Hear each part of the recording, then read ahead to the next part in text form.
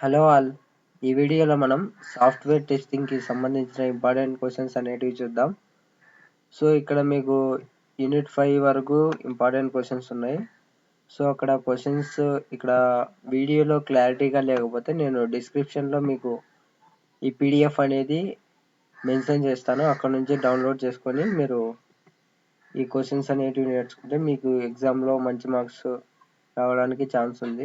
So ఇవి అన్ని 10 marks questions. ఒకవేళ 2 మార్క్స్ క్వశ్చన్స్ కావాలంటే నేను డిస్క్రిప్షన్లో మీకు పీడిఎఫ్ అనేది పెడతాను. సో నీట్గా అక్కడ డౌన్లోడ్ చేసుకొని నేర్చుకోండి.